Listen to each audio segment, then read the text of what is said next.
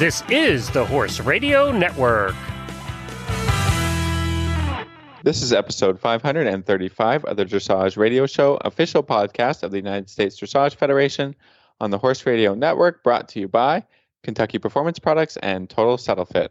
Today we are going to give lots of information about the USDF finals happening next month with USDF competitions manager Christina Wright. Then Karen Isberg joins us with fall nutrition tips, and for the trainer tip, we are answering a listener question from email.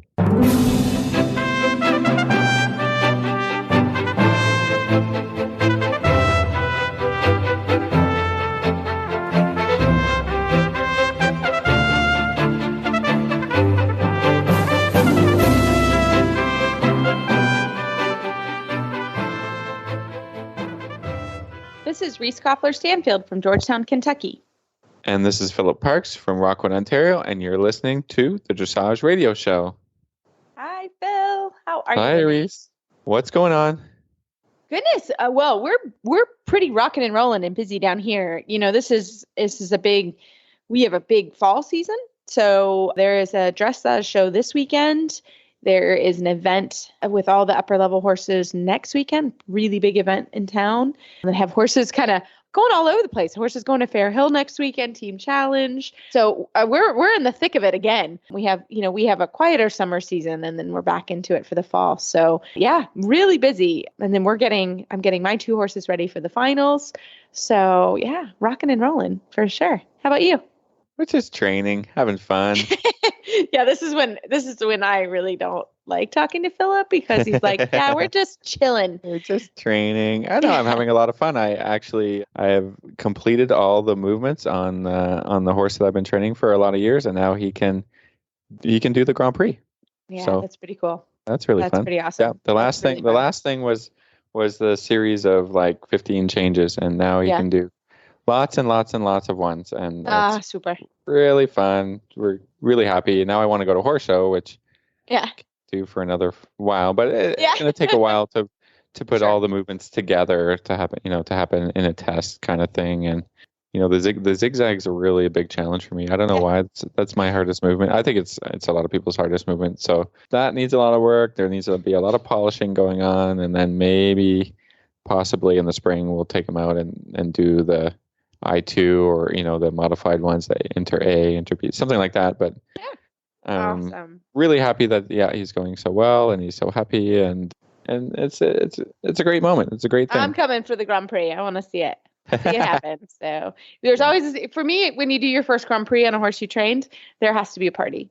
There has to be a big celebration. I'm think big there's on a party that. every week. So there's a party every week, but there's really a party once you go down that center line. And then you can be like, okay, we did our first Grand Prix. Now we actually have to make it good, which will take about 20 more times down the center line. But 20 at least. Yeah, 20 more years. Yeah, 20 more years. Anyways, we're having fun. That's really exciting. Horses are going really well, and awesome.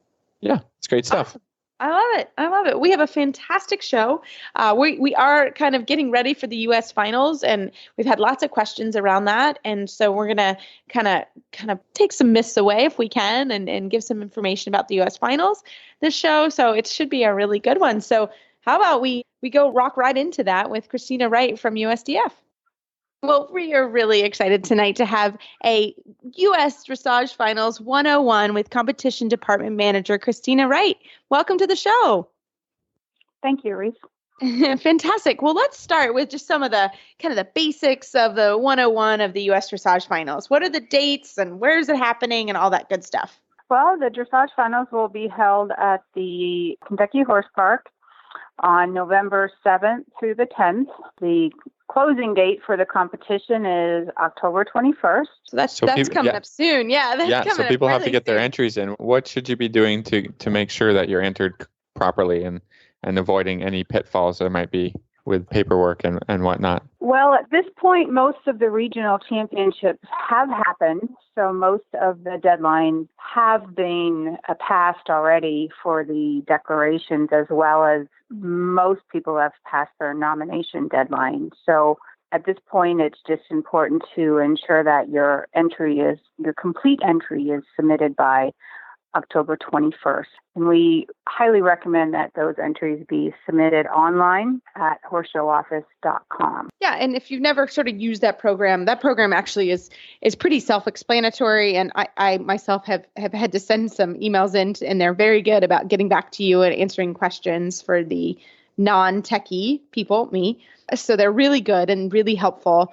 And it's fairly self-explanatory when you go to the website. So what can people expect? I know there's some questions about the stabling, because there's indoor stabling and outdoor stabling. Can you kind of tell us a little bit about that? Sure. We do have a limited number of heated stalls in the Alltech barn, which is basically attached to the Alltech arena. Those are limited, and we allocate so many stalls per region. And policy is that the stalls are allotted based on the date that the rider's complete entry is received. So get your entry in quickly if you haven't, or your regionals are just finishing, if you want to be inside.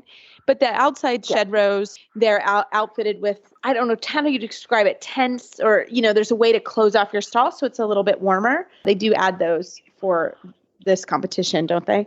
Yes, that's correct. The outdoor, if you call it maybe the shed row stabling, it does have a kind of a plastic barrier around it, which does enclose the shed row stabling for this competition and keeps it a little bit warmer and the elements out somewhat. Yeah, you're not completely exposed to the elements. No. It is kind of like a tenting kind of situation. So yeah, right. But those coming from the south, I think they should, pack their blankets. Pack warm. It can be cold. It can snow. It can snow. It can even Philip, our Canadian, sat in the car one day because it was cold. It was cold. It was definitely cold. Windy. Yeah. And very windy and rainy. So it can be beautiful and it can be cold. And in the morning, sometimes it's really chilly, but there is a complimentary coffee cart that comes around like all morning. Whoever's on the coffee cart becomes your best friend. That has happened to me. I love the coffee cart. But that kind of leads us into, there are lots of fun social events, right? That happen during the competition. Can you tell us a little bit about those? Yeah, we have on Thursday night, we have a welcome reception up in the Alltech Arena where all competitors are invited to that event. We also have a competitor dinner Friday night, and that's also in the Alltech. And then Saturday evening, we have the freestyles in the Alltech Arena, where there's a couple different options. There can be just free admission in the general seating, or competitors may purchase VIP passes to access the VIP area have their dinner there with wine service and watch the freestyles. Yeah, and that's really fun to do if you have a big group, or there's also VIP service during the week, right? It's not just for the Saturday night if you wanted it? Correct. Yes, there is a VIP package that can be purchased for the entire competition. That's right. And where do people find information on that one? That can also be purchased through horseshowoffice.com, through USDressagefinals.com. There's links from both those websites to purchase those VIP packages. And they can also be purchased at the horse show as well. Ah, fantastic. And that's the US Dressage Final website is great. It's a really, really helpful. It's got maps of the horse park. It's got stabling. It has all the information on it. It's really, really helpful. It also kind of tells you when and where you can school and what's open on the horse park, because there's several different places that you can go and show. And there's also an open show, right, during the US finals? Yes, that's correct. There are non-championship classes held Thursday through Sunday. We call those the dressage and the bluegrass. And they, like I said, are offered Thursday through Sunday. And all of it's on the all-weather surface footing. We have some areas of the horse park that are not as good in footing, but the areas that the U.S. Dressage Finals, the footing's all very, very top-notch and fantastic. So it's a lovely show. We send a bunch of horses just locally to that horse show because it's a little bit away, right? So some of the horses compete in the Alltech Arena, but some of the lower level championships do happen outside, right? Yes, that's correct. Unfortunately, with as big as the show is, we can't fit everybody inside the Alltech Arena. So certainly we utilize the Alltech Arena as much as we can, kind of from sun up to past Sunday on some nights. Really late. But yes, it's just there's only so many hours in the day. So yes, we do utilize a few other rings with, like you said, the all-weather footing that are rings that are outside. Yep. And there's one other thing. There's travel grants available, right? Can you tell us a little bit about those? Because I actually don't know anything about those. Sure. Yep. We implemented the travel grants a couple years ago, and those are grants that USDF provides funds for the competitors traveling the furthest distance to the U.S. Dressage Finals. A competitor can apply for the travel grant when they complete their entry to the horse show. We have two groups of travel grants. Group one is riders from states of Washington, Oregon, California, Hawaii, Alaska, Montana, Idaho, Arizona, Nevada, and Utah. And those competitors will receive up to $1,200 if the rider is from one of those states and if they apply for the travel grant and if the horse makes it to the Kentucky Horse Park. And then we have Group 2, which is riders from New Mexico, Colorado, and Wyoming, who will receive up to $900 if they apply for the travel grant are from one of those states and the horse does get to the Kentucky Horse Park. That's fantastic. That's really cool. That's a fairly new program, but I sure hope people take advantage of it because that's really, really fantastic. It really will help you get here. And we will, in our next segment, we do talk a little bit about, where you can stay and what you can do, but there's a lot of that stuff already on the U.S. finals. So there's lots of fun stuff here in Kentucky and in Lexington, right? But that's on the website as well. There's some tours and things that if you have family members that don't want to be at the horse park the whole time, there's some fun things to do, right, in town. Yeah, we have those on the U.S. Dressage Finals website as well as in the U.S. Dressage Finals prize list as well. Those include things like Haggard Equine Medical Institute Tour, Old Friends Tour, Keeneland, Kentucky Bourbon Trail, and then, of course, there's quite a number of attractions at the Kentucky Horse Park itself, such as museums and gift shops and that type of thing.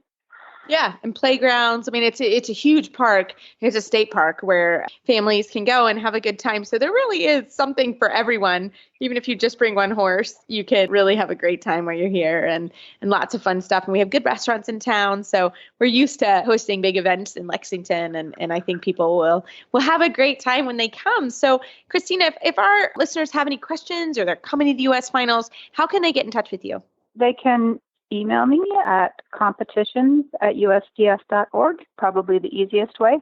As well, there's contact information on the U.S. Dressage Finals website. There's also a chat system where somebody can post a question and then USDF staff will reply to their question online. Fantastic. Well, Christina, thanks so much, and we look forward to seeing you in a couple weeks. Thank you, Reese. Well, Phil, I'm really looking forward to this next interview with Karen Isberg from Kentucky Performance Products. She's going to talk about 3 nutritional concerns for this time of the year, and it's an important time. So we hope you enjoy this interview. Well, we are thrilled this evening to have President of Kentucky Performance Products and show contributor Karen Isberg on the program. Karen, welcome. Oh, thank you. It's always fun to be here. We are happy to have you. We were all laughing. I think we're still laughing from what we were chatting about offline. It was funny. So we're excited to have you. And we were laughing because here in Kentucky where we are, we've actually been in a big drought. And so we actually have 0 bluegrass or any kind of grass. But that brought us to kind of finding a topic for today. And you're going to talk about 3 fall considerations that we need to be concerned about, which is definitely a concern here in Kentucky, maybe that wouldn't normally be. So can you get us started? Sure. Absolutely. Yeah. So there's 3 issues that horse owners need to be aware of as fall comes and the seasons go from summer to fall and into winter. The first one would be seasonal vitamin E deficiencies. So based on research, Phil, that was done in Saskatchewan a while back. Yeah. They did some research on 400 horses, which is a lot of horses when it comes to equine research. We learned that horses that are on full-time pasture have vitamin E levels 63% higher than horses that are on a diet of just hay and grain. We also know that the vitamin E blood levels in these horses was the highest in May through August, which of course correlates to when the pasture is at its peak quality. And we started in in Canada, they started to see a decrease in the levels of vitamin E in the horses in September, which is, as you move to warmer climates, of course, you will see that that period widen out. So here in Kentucky, we usually have pretty good grass through September, and then in October you start to see the grass fade. So you'd want to take that into consideration when you're thinking about your pasture. But because the vitamin E drops off in horses that are eating pasture, you want to make sure that you supplement that vitamin E through the winter so that you don't have a drop in your vitamin E levels. And the best way to do that is to just start them on a natural vitamin E like Elevate Maintenance Powder, just 2 to 3 weeks before you know your grass is going to go dormant, and then keep them on it through the winter. So I just have a question about hay. Is this at what point does the vitamin E break down in your hay? Within 3 weeks. Okay. There's pretty much none there. So, it's like that with most vitamins. They just do not maintain potency once the hay is dried. Once the grass is dried. So people thinking, oh, we've got great hay here. It's green. It's it's lush. It doesn't mean that it's got the same vitamin levels as as good pasture. Definitely not. Definitely not. The minerals tend to remain at the levels that they were in the grass, but the vitamins fade. And vitamin E in particular is an essential vitamin for horses. So that because it supports muscle and nerve cells and in the immune system. So that's one that you definitely want to supplement. Especially if they're in work, but even for retired guys and stuff like that as well, right? Yeah, the retired guys that are, if they're just out on pasture, 24/7 all year round, it's good to give them that vitamin E in the winter, especially the older horses, because it does help their immune system a lot. And if your horse is on grass part-time, like Reese, our horses are out half days, a lot of them, or 5 or 6 hours, they're getting some benefit from that in vitamin E. So you may, depending on how hard they're working in the winter, you may want to up their vitamin E a little bit just so that you maintain that level. Your horse will tell you. Most horses, that if their vitamin E levels drop low, you'll start to see signs they're stiff and sore. They don't want to go forward. They get a little cranky. So if you see something like that in your horse as he progresses into the winter and comes off his pasture, you can pick your vitamin E levels up in the winter. Okay. Good advice. Fantastic. Now we have 3. Yeah. What's our second consideration? We have 3. So the second one, and this again relates to pasture, is a drop in the dietary energy levels in your horse's diet, because pasture gives your horse a lot of energy. Of course, it depends again on how long they're out. And this is related mostly to the hard keepers. Everybody's got a couple of them on their farm. Those are the ones you turn out in the summer, and man, they put on weight and they get dappled and they look great because they're out on a lot of grass. And grass contains a lot of nutrients. It's got some fat in it. It's just really good for them. So for these hard keepers, when the grass starts to wane and go away, you need to replace those calories with something else. Sometimes you can replace it just by feeding extra hay, depending on the horse. Sometimes you might need to pick their concentrate level up a little bit. But if you've maxed out on hay and concentrate, then the best thing to do is give them a fat supplement like our EquiJewel or our Endure Extra. And that just replaces those calories. You want to keep your horse in positive energy balance so that he maintains his weight and condition through the winter. So in the spring, you're not playing catch up. And now is the time to start doing that. When you don't wait until the pasture is completely gone, start adding those calories in now. Yeah, and I think we did that pretty early this year because our pastures, we don't have that many hard keepers, but we have 1 or 2. And I think we added that in already because it's really uncharacteristically dry. So that makes you've started feeding some extra hay, and you got a thoroughbred on your property now, and you can really see it in those types of horses, or older horses too. Sometimes you'll see some seasonal weight loss in them. So what you want to do is you want to try to stay a step ahead of it. So you don't want to wait until they've started losing weight. And, a good thing to do is, take a baseline on your horse, coming out of the summer, a weight tape, or put them on a scale and get a weight. And if you're happy with that weight, then keep checking in with them once a month, do a condition score.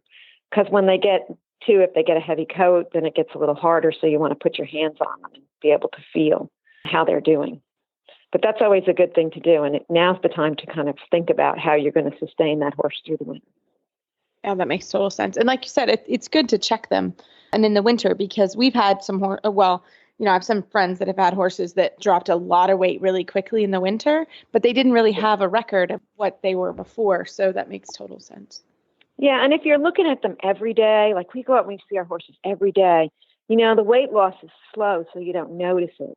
So if you use a weight tape or a scale or you do a condition score once a month, then you're going to see that change. It's going to become apparent. And then you can catch it and up their energy levels before they lose a lot of weight. Because it's hard. Once they lose a lot of weight, you're playing catch up. And then you have to give them a lot more feed to get the weight up than you would if you just kept them in a positive energy balance through the colder periods. And a lot of horses need more food when it gets colder because they're using more energy to stay warm. Makes sense. Fantastic. And what's our third fall consideration? So the third one, and this is more for your easy keepers, your heavy horses, your insulin resistant horses, or your sugar sensitive horses. And this is the fluctuation in the sugar content of the grass that they're getting or the pasture due to temperature change during the day. And this is similar to what happens in the spring. So just real quick, when grass grows, so on a really warm, sunny day, grass will produce a lot of sugar. And then at night, if the temperatures stay above 40 degrees, then the grass uses that sugar to grow. And what happens in the fall is we'll have these beautiful sunny days, so the grass will produce all this sugar. And then at night, the temperatures will drop down to below 40 degrees, and the grass does not grow. And the sugar stays in the leaves where it's highly available to the horse. So the next day, you turn your sugar-sensitive horse out, and he's like out there getting the sugar high. So most insulin-resistant horses aren't on pasture, and that's really the best way to handle it. If you have a horse that might be susceptible to that type of thing, when you see those weather conditions, you want to just keep them off the grass completely. And some horses, and you can see this sometimes in older horses that have a little bit more sensitive digestive tract, those extra sugars will cause kind of a bloom in the gut of the lactic acid producing bugs. And then that causes acidosis in the hind gut, which can give them diarrhea or maybe even a little, colic. So if you have a horse that has had these issues in the past, it's really a good idea to monitor the weather. And just if you have weather conditions like that, warm and sunny during the day, below 40 at night, just pull them off the pasture for a couple of days so that you're not, and give them hay instead, so that you're not exposing them to those fluctuations. A normal horse, it doesn't bother. It's just these sensitive ones. That's a great tip. Yeah, we always need a reminder, in the fall and the spring about this and about those horses. And if you know you've got a horse that is a little bit older, like maybe last year he was fine, but this year he's going to be more sensitive. Just be aware and on the lookout for these sorts of things, because I know as the horse's age, we had one that was fine his whole life, and then one year he just came down with this problem in the fall, and then he foundered, and then it was like a disaster. So keep a lookout. Yeah, and Cushing's is an old horse disease that causes some problems, and insulin resistance is a more of a type disease that hits certain types of horses. But and it can start when they're young, but it gets worse as they age. So anytime you've got fluctuations in temperature and you see a horse that's sore-footed, get them off the grass right away, because that's probably what the problem is. It just throws their systems out of whack. So, in a quick summary, supplement with natural vitamin E, Elevate, to avoid seasonal deficiencies. Watch your energy levels. If you have to feed a fat supplement is always a good choice. We have our EquiJewel or Endure Extra. And then watch those temperatures if you've got horses that are sugar sensitive. And that'll just head off a lot of problems. Fantastic. Well, Karen, as always, thank you so much. And how can our listeners find some more information about Kentucky Performance Products and ask you any more questions? Well, they can go to our website, kppusa.com. We have lots of information about our products, and we have lots of different articles. So if you're interested in learning more about things you can go there. You can call us. We're open 8 to 5, Monday through Friday, Eastern Standard Time. 859-873-2974. We have a Facebook page. You can private message me from the Facebook page, or you can email me at kisberg@kppusa.com. I'm happy to answer any questions. Fantastic. Well, thanks so much, Karen. Well, you're welcome, Reese. It's always fun. I love coming on to the show and it's really neat when I go places. I have people walk up to me and go, "Are you Karen from the Dressage Radio Show?" It's very weird. We know. Well, Karen, thanks so much.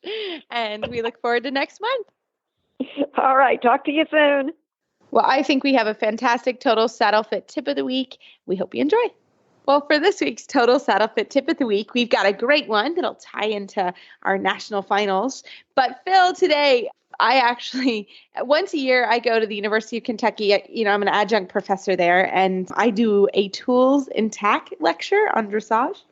Okay. And I took all of my Total Saddle Fit gear, which is great because I was able to explain to the students all about the products and why I like the Total Saddle Fit girths. So I took the Total Saddle Fit girths, and I took my stability stirrup leathers.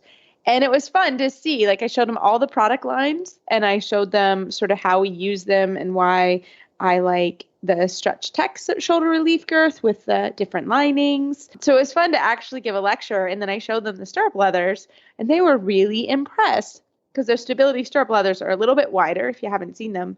And Phil and I are legitimately users of the product, and we really like them. So that was fun. I was able to expose some of the students to them, but then that's really neat. Yeah. I mean, the products are really well designed. They're sort of with the girths and the stirrup leathers, they're newer designs, kind of innovative thinking and forward thinking. So I'm sure a lot of them haven't seen maybe there's a lot of girths with the cutouts, but the elastic parts on the Total Saddle Fit girths are really awesome, and the stirrup leathers are fairly new. We've been riding in them maybe a year now, or maybe not quite. But I'm terrible with time, but a while. Yeah. It's hard to tell. Yeah, I mean, we've been loving them, so I'm glad you got to demonstrate that to more people. It was fun to more people, but it was fun to show them about Total Saddle Fit and how innovative the company is. So that was pretty cool. So we thank Justin at TotalSaddleFit.com, and if you have any questions, check out their website. They have great products.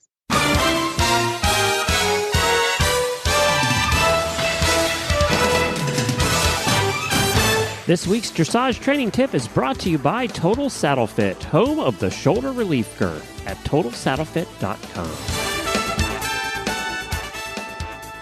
So, Phil, you have our Total Saddle Fit trainer tip, which was a listener question, and I'm going to try and shed as much light on this as I can. So do you want to start us off? Okay, this is an email that we got from Arlene. It's all about nationals, so I thought this would be a great tie-in. She says that her daughter has qualified for nationals for the first time, also her first year as a professional. So here's the 3 questions. Question 1, is it worth it to go to nationals for one class? Yeah, so I'm going to nationals for one class this year with one horse. So I will say, for me, you live 10 minutes from the horse park. So, I will put that in a caveat on this whole discussion. But I try to go every year to the nationals that I can make it. Again, it's a great environment. And it's becoming more and more prestigious as it continues. So, and riding, anytime you can ride, and I think, Phil, you understand this. I think, when you qualify, you think, oh, yeah, maybe I'll be able to do this next year and the year after and the year after. And what you find out, I think, as a professional rider is it doesn't always happen. You don't always. It doesn't always come together. Yeah. Yeah, it doesn't always come together. So I have a rule with myself and my students, and that is if you make the national championships, you need to go. And that's what I would say here is Your daughter made it. She's becoming a professional rider, to be able to ride with other professional riders and what I typically call professional amateurs, because a lot of the amateurs, that make it to nationals, they had to go to regionals and they had to make it, and then they had to keep the horses sound and everybody healthy and get to Kentucky. So I do think it's definitely worth coming, and it's I've been a few times, and it's becoming a bigger and bigger environment. I think it's cool to ride at a show where everyone had to qualify to be there. It's kind of a privilege, and I think the environment is really everybody's trying to have a good time and meeting people from all across the country. So there's some networking happening and stuff like that. So I think it's kind of a big deal. We don't have in Canada, and I wish we'd had something, Yeah, exactly. So, all right. Well, here's question 2. Since their regionals are late, they're wondering about accommodations. What are your tips here, Reese? Yeah, so the horse park's actually, I actually live in the town where the horse park is, or maybe the horse park is actually in Lexington, but it's on the north side of Lexington. So the next little town is the town I live in, which is called Georgetown. And if you can't find any accommodations in Lexington, because Marlene's right, sometimes I don't think Keeneland is going on that late, but sometimes there's a football game. So it can be a little bit challenging to get hotels. But Georgetown, but I mean, I think Lexington is kind of a small town with a lot of hotels. Yes, there are a lot of hotels. Because you have the national basketball championships going on. Like, it just seems like there's more accommodation than a normal city of that size. Right. And then Georgetown is pretty good size actually, and has a lot of hotels. So, and Airbnb is becoming more and more popular. So, and on football weekends, it's pretty typical. People get Airbnbs too. So I don't think it's as difficult. Marlene, you certainly are welcome to give me a call directly, but in general, anybody, if you need help during the finals, we're here and we do. I always seem to get a load of horses from California that fly in a little bit early. That's a little bit of a challenge for the horse park if you are not driving in. If you're flying in, sometimes the flights get in over the weekend, and you can't move into the horse park, I think, till Tuesday. So Monday or Tuesday. And then a lot of times that you have to leave the horse park as well. So I have friends in a network, and also USDF is pretty good about helping. There's a group of us that sort of seem to always help people out that week. And we're certainly happy to do that. So, but if you're driving in, it's worth getting there early. It's a big competition. So there's only certain times that you can school in the rings or hand walk in the rings, which is usually early and late. So you have to be ready for that. Know that that's kind of what happens at a big championship. So, but my horse, Big Mike, actually, he goes on Thursday. So I'll take him over Wednesday. And there's everybody in that class, in the third level class, we all go Thursday. So it's the same advantage. There's no extra horse show. So we can't get in the ring before. So, but everybody's on the same playing field. So it's fine. But I'm going for one class. Yeah. And question 3, assuming that they do go, what are some tips, advice for maximizing the experience, and also as a professional networking from a little bit the business side? Yeah, so I think, and again, Phil, you've been here for this. There are events that happen pretty much every night. I think there's a wine and cheese. There's a dinner, maybe 2 dinners. And then what's also cool is you can get tables. There's a VIP area, or you can bring in a picnic. There's food also in the venue, but you can also just bring in a picnic and you can watch the rides, and it's complimentary. You don't have to pay extra to get into the stadium, and it's pretty warm in there. So some of the horses go outside and some of them are inside, but the FEI classes are inside. And so it is worth your time to go to the wine and cheese and to go to the do the things, do the events. And people are friendly. Meet people, say hi. It's just all about. I find at horse shows, just people seem to be a little bit in their own head or a little bit in their own space. But if you just, I like your jacket. A compliment is always a nice icebreaker. And where are you from? And how did you come to be here? And all of that great stuff. I think you can meet lots of friends, or people that you might see year to year and get together. And it takes participation to make an event like this feel like a real event. So a lot of horse people I know are kind of not really people. Not that they're unfriendly, but they're just a bit shy, I think. Right. So not Reese, not I. No, not us. But you're welcome to look us up. I mean, we're always going around and meeting new people and having great conversations. And everybody there loves horses and loves dressage. So you already have a ton in common. So I think just kind of get yourself out there and watch the show. See as much of the show as possible, because there's lots of learning opportunities, whether it's in a warm-up ring or whether it's watching some classes or, just seeing some people that you've heard about before, like in professional wise. I think Michael Bragdell always goes, and I like to watch his rides and sort of, you can do a little analysis and learn something. So that's the benefit of there being a big show, is that there is a lot to see and to soak up and that way, and talk to the vendors. They're always really super friendly. And there's good vendors. I think the Brook has been there the last few years. So, talking to them about their fundraising and helping out with the Brook is always a great idea. And lots of great stuff to see and experience.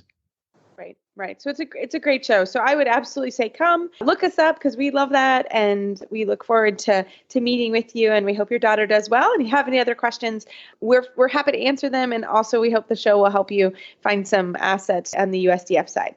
So we look forward to seeing you in Kentucky.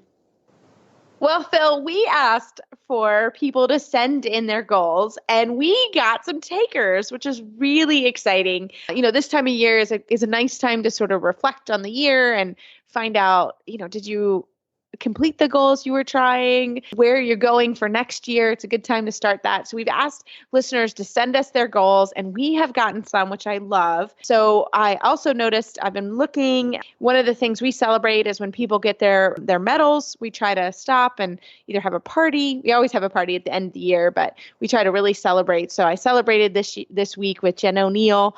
We've been working on that bronze medal for a long time. So that was quite fun. We went out to dinner with her and her husband. But I also noticed on the auditor page that Kathy, she was awarded her Rider Performance Award from USDF for first level. That was really fun. Congratulations. Then our really fun listener, Lisa Fisher from Minnesota, she has been working a lot on cantering her mare. She's been doing that for a while, and I'm really, really proud of her. And she's really worked very hard on that. So I'm really excited and happy from her. And also Nancy wrote in, we did a trainer tip with her mare a few months ago, and she says it's going really well and the mare's going super forward and they're having a great time. So keep the goals coming, Phil, and I love them. Congratulations. Yeah, I was really, really happy to hear about that. And, just people out there and enjoying their horses and enjoying training. That's what dressage is all about, training and a smile on everybody's face. Yeah. And, all of it, sometimes it's not competition oriented. We don't have to hear competition oriented. It's fun to do that. But we also really love to hear, I've been working really hard with my horse and I'm making some strides. So we love hearing that. So keep those coming. We'll take those anytime. I don't want to stop that. I want to keep that going. So we look forward to that. And as always, you can find our show notes and links to today's guests on our website, dressageradio.com. Like us on Facebook, just search Dressage Radio Show. Follow us on Twitter at Horse Radio.